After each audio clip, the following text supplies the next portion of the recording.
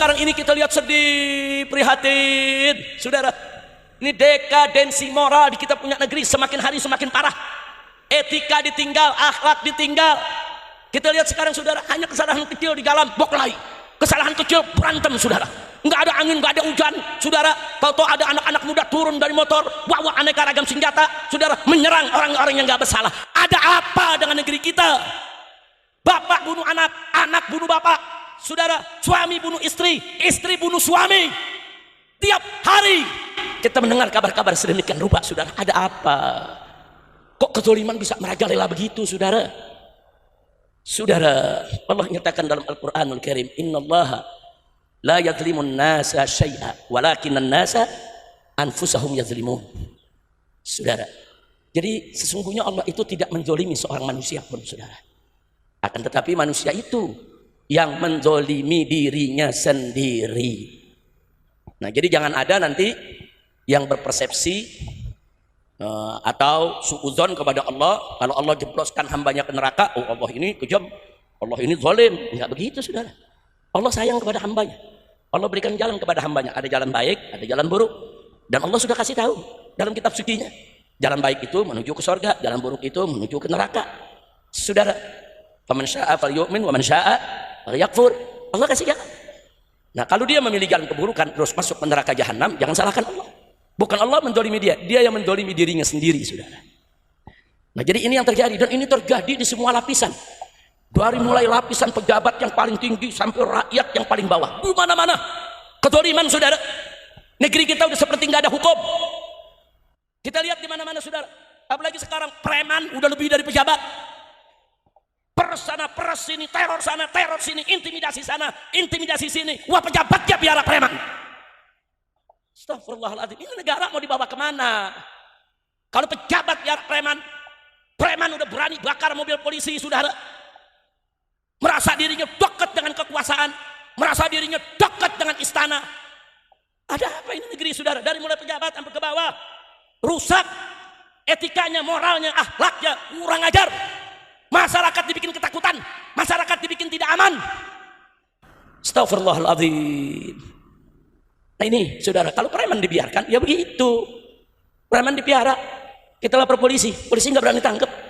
Loh kenapa? Ada backingnya, backingnya lebih tinggi daripada jabatan polisinya saudara. Kalau ini terus dibiarkan, maka siap-siap negara kita akan hancur saudara. Nah, mungkin 5-10 tahun ke depan udah nggak ada lagi Indonesia. Mungkin kita udah pecah jadi negara-negara kecil. Sumatera negara sendiri, Kalimantan negara sendiri, Papua negara sendiri, Pulau Jawa negara sendiri, bahkan mungkin Pulau Jawa terpecah menjadi beberapa negara saudara. Nah kalau kita nggak mau itu terjadi, ya kita mesti lakukan perubahan. Amar ma'ruf nahi munkar mesti ditegakkan. Katakan yang hak itu hak, yang batil itu batil. Nggak main-main menyampaikan kalimatul hak amama sultanil jahir, itu afdolul jihad. Sebagus-bagusnya jihad, sehebat-hebatnya jihad, sampaikan kalimat yang hak di hadapan pemimpin yang zalim. Siapapun pemimpinnya sudah. Amar ma'ruf nahi munkar mesti terus digalakkan. Nah kalau amar ma'ruf nahi munkar tidak digalakkan, ya begini jadinya. Kemunkaran di mana-mana, kemaksiatan di mana-mana. Bagaimana orang bisa aman? Naik mobil di lampu merah lagi tenang, saudara, tahu-tahu kaca depannya dihantam dengan golok, dihantam saudara dengan celurit. Nggak ada angin, nggak ada hujan, nggak ada kesalahan, saudara. Bisa merajalela begitu. Geng motor saudara, yang merusak, yang menyerang orang saudara, begal-begal saudara. Innalillahi wa inna ilaihi raji'un. Nah, jadi saya hanya ingin menyampaikan itu semua kezaliman nggak boleh kita lakukan. Dalam satu hadits qudsi saudara, Allah berfirman sebagaimana diriwayatkan oleh Nabi kita Muhammad sallallahu alaihi wasallam, di mana Allah menyatakan, ya ibadi inni haramtu zulma ala nafsi faja'altuhu muharraman bainakum fala tadzalamu. Ya ibadi, kata Allah, hei hamba-hambaku, inni haramtu zulma ala nafsi, sesungguhnya aku mengharamkan kezaliman atas diriku. Artinya Allah sendiri mengharamkan kezaliman itu atas dirinya saudara, haram. Makanya Allah nggak pernah melakukan kezaliman. Tadi sudah kita bacakan ayatnya saudara, innallaha la yadzlimun nasa syai'a. Allah nggak pernah menzalimi seorang manusia pun saudara dalam hal apapun. Nah selanjutnya Allah nyatakan, wa ja'altuhu muharraman bainakum, Dan aku jadikan kezaliman itu sebagai sesuatu yang diharamkan di antara kamu. Selanjutnya Allah mengatakan, fala tadzalamu, jangan sekali-kali kamu saling menzalimi.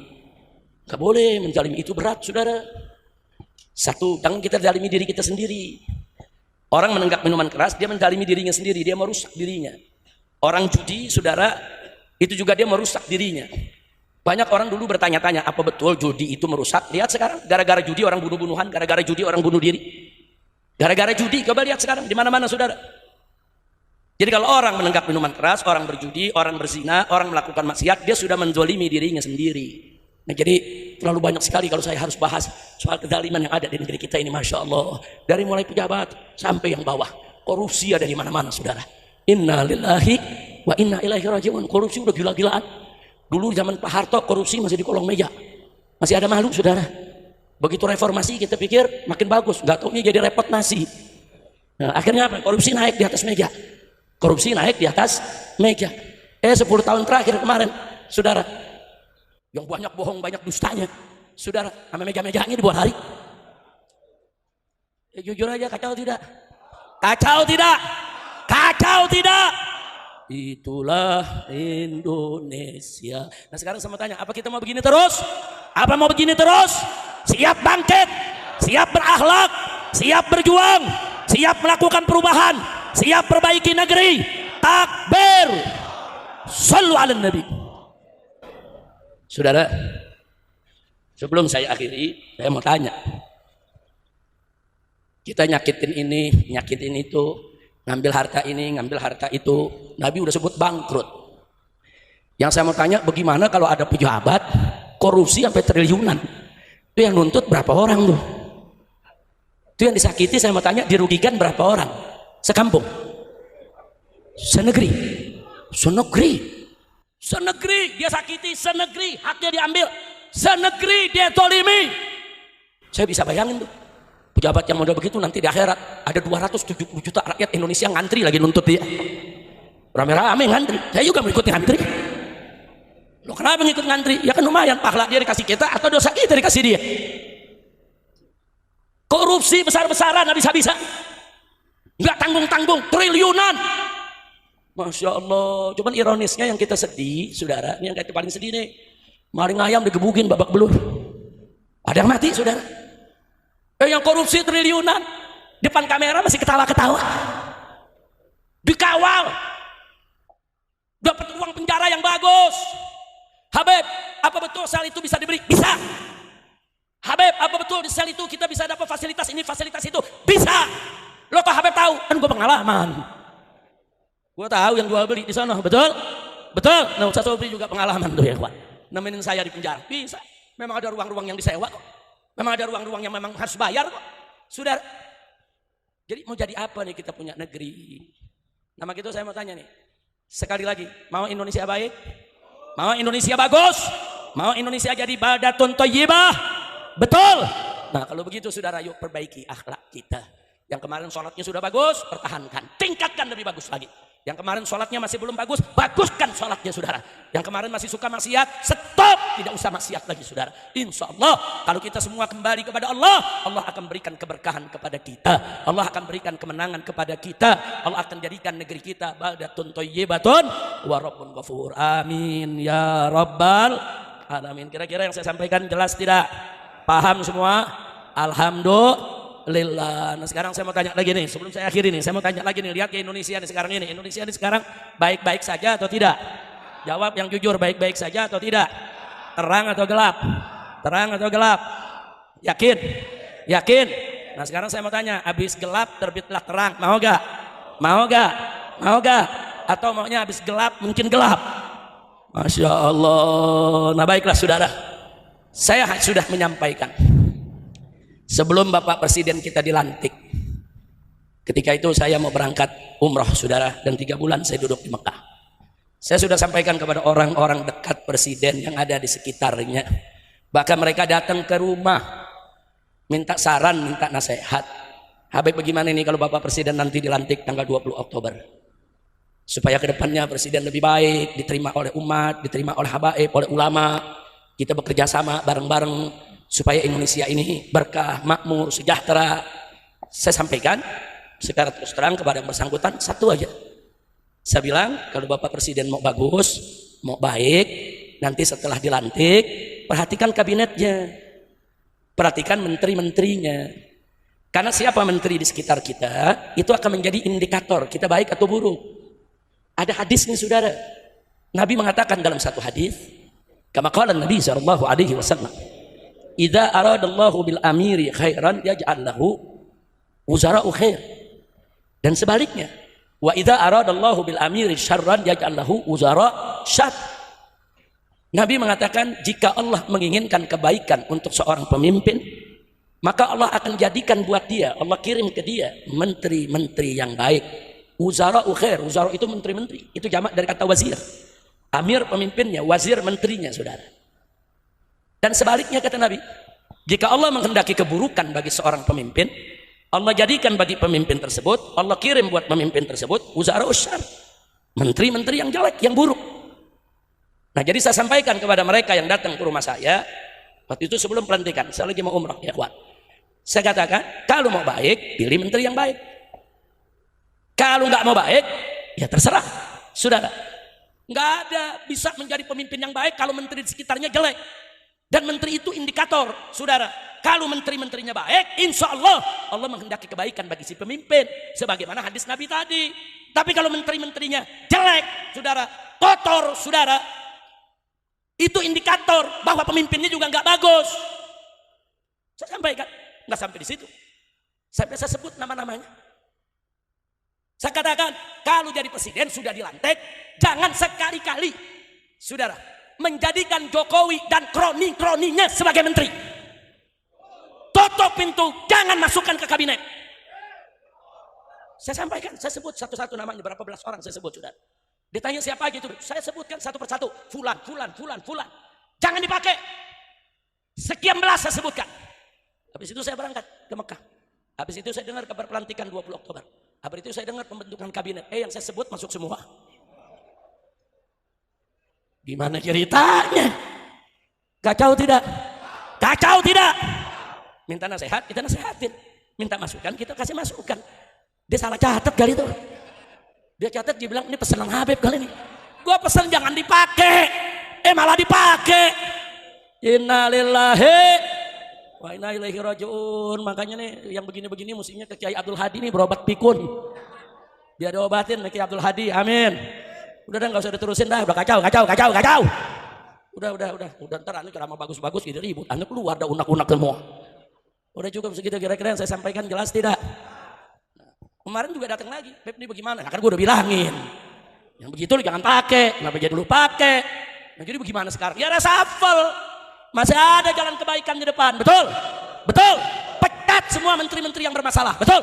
Menteri yang terlibat korupsi, menteri yang terlibat KM50, menteri yang terlibat tabrak undang-undang, menteri yang terlibat perjudian, menteri yang terlibat penyelewengan bansos.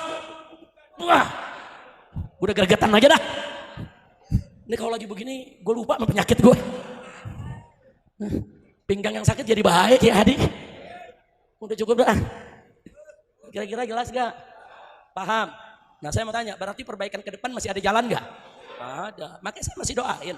Biar Bapak Presiden kita diberikan taufik dan hidayah. Diberikan perlindungan oleh Allah. Dibuka mata hatinya. Dibuka telinga dan matanya semuanya.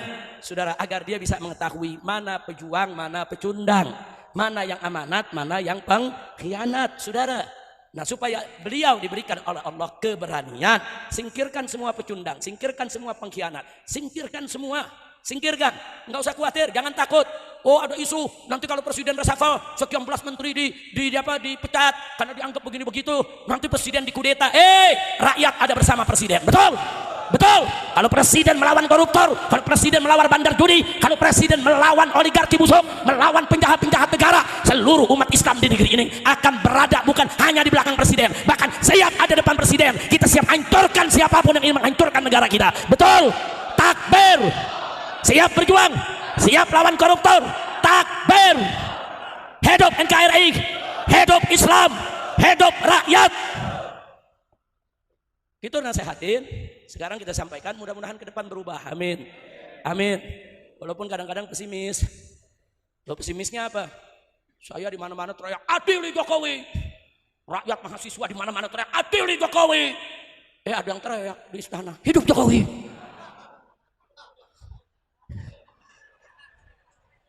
Gagal.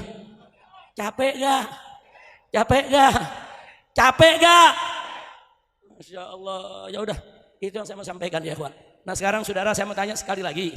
Kalau presiden berjuang untuk kebaikan, bela agama, bangsa dan rakyat, siap bela presiden? Siap bantu presiden? Siap jaga presiden? Takbir. Tapi kalau presidennya masih begini-begini aja, ya saya mau gelar tikar nonton. Ya bukan, sekarang kan di mana-mana kezalimannya Allah lagi buka. Betul. Orang zolim lagi main buka-bukaan jalanan. Lagi main lapor-laporan. Alhamdulillah. Ada yang nanya, Habib gimana nih Habib? Ini keadaan udah gawat nih. Oh, ini di sini udah pada saling menyerang. Kenapa jadi gawat? Buaya berantem, kenapa lu yang ribut? Ya, tonton aja, betul. Serigala lagi main kakar-kakaran, tonton. Masya Allah. Kalau perlu adu. Kalau perlu, ada yang protes. Habib kok begitu, Beb? Adu domba kan haram, Beb. Jawab jangan. Halal tahun depan. Ya, bukan lo mau borongan sekarang juga. Jawab jangan. Adu domba memang haram, betul. Adu manusia apalagi, betul. Ayo jawab yang keempat, saudara. Adu domba halal atau haram? Adu manusia halal atau haram? Adu setan? Nah, lu bingung gak lu? Ayo adu setan. Setan berantem. Duin. Kira-kira jelas gak? Lu jangan nanya setannya siapa. Gua tuh lu mata-mata lu. Kadang-kadang mancing, Beb siapa tuh Beb? Kita sebutin, gua pulang ditanggap. Lu jangan nanya. Makanya itu siapa Beb? Masa lu gak tahu? Yang hadir sini saya mau tanya, tahu setan? Ada setan kepala hitam ada? Tahu? Gak usah nanya. Ya bukan kita nanya, akhirnya urusannya panjang.